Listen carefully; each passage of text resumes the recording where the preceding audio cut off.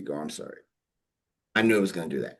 Um, how has the story in your mind changed in our country, even just with there's a lot going on, and you probably see more of it than most.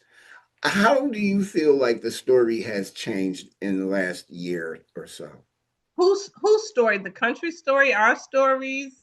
Our story. Our stories. Um, I don't know if I would say our stories have changed. I think what has changed is perhaps people's willingness to be more transparent and share their stories, Mm, realizing how connected we really are. Because the first show I was in, I'll never forget one of the people that came. He said, "You know what?" He said, "I saw myself or part of my life in everyone's story, mm, even though they were all very different." And mm. that's the beauty of it. So I would say people being willing to be transparent and recognizing in a post-pandemic era the need for connection, intimate connection. Yeah. We're with the ladies from Soul Collective, Reverend Michelle Hughes and Shelly Davis. Shelly, this is a different situation now because it's not South Side. It's Humble Park. It's a whole different side of town, which in terms of the 77 communities has a whole different set of things happening in it. How much of that are you going to, or I don't want to give anything away, but how much of that is going to be heard in this change of scenery, if you will? I'm not sure if we really call out location in any of our stories. I mean, I think what is powerful is what Michelle was just referencing is that this great thing about centering our stories and spotlighting our stories is that we have these universal themes that are about joy and humanity and pain and love. And those happen anywhere for many bodies. But it's true that we don't necessarily get to see that enough from women of color, and that's really the point of Soul. I Who am should hopeful that because we're in a different part of town, that we'll have new audience members that have never seen us before, never heard of us before, and that will start following us because they have a good experience with us. And I remember fondly how powerful those stories were at that last Soul Collective that was at the promontory. It was a moment, being around the literary folks as I have been in my life.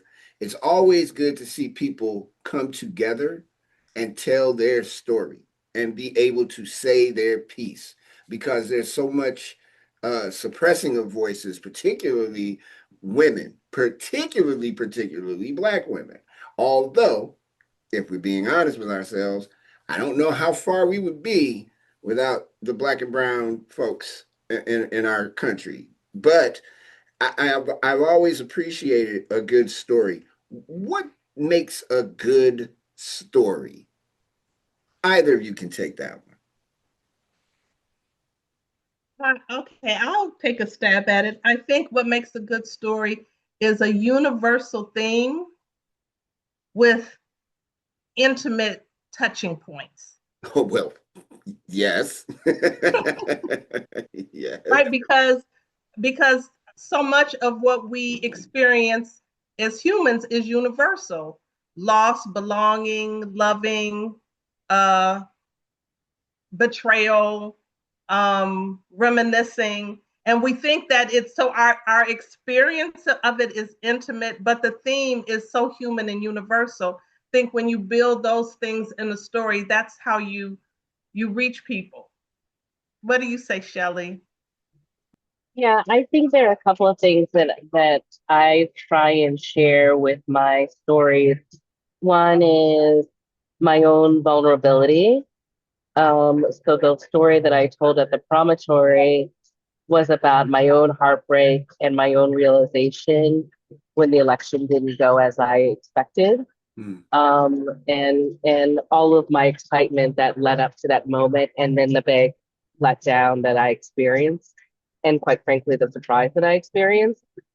Um, there are other times when I try and tell stories that are about sort of a realization. So I think the story that I tell next week will be about a personal realization that I and a lesson learned that was happening throughout my lifetime, but recognizing a pattern that was in front of me probably the whole time, but I didn't realize it until recently.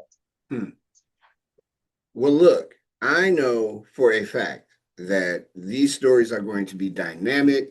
People are going to be blown out of their seats. Hopefully, not literally. We need everyone to be seated, but you know what I'm saying? And I'm really happy that this is happening. I am so sorry that we weren't able to make it happen at the promontory again, but it's really cool that it's still happening anyway, because if the stories don't get told, who's going to know? And that's kind of it. Shelly Davis, Reverend Michelle Hughes, thank you all for being on the show today. Soul Collective is going to be at the Kimball Art Center, a beautiful building, and it's December 13th from 3 to 5 p.m. If you want more information and information on how to get tickets and things of that nature, go to collaboration.org, and all the info is there. Soul Collective all together again on December 13th. Thank you so much for being on the show. I Thanks, really appreciate you Mario. both. And please give your family, both of your families, my very best. And again, we got to get my man ready, because the USMNT is really good now. So it's going to be harder to get in there, but I know he will. We'll see what happens with our scholar athlete. Well, Appreciate you. I'm more interested in the scholar part, to be honest. So I'm very much Well, looking there's forward to always that. that. Yeah, it is. Yeah, Yes, it is. yes, Thank you yes, both. yes. Thank you. Thank you. Thank you. Thank you. Good to see you again. Appreciate you. Absolutely. Be well, everybody. All right. Bye-bye. Reverend Michelle Hughes and Shelly Davis from Soul Collective. And if you get a chance to hang out there, you're going to have a good time. Those stories are dope. And what they did at the promontory was phenomenal. Yeah, that was good stuff. All right, it's WLPN-LP Chicago. Speaking of being happy and enjoy, why don't we listen to the emotions and rejoice? It's news from the service entrance, the radio show on 105.5 FM, WLPN-LP Chicago. Come on, y'all. Let's all get down. Isn't that what they used to say? That's what people say. I've heard them.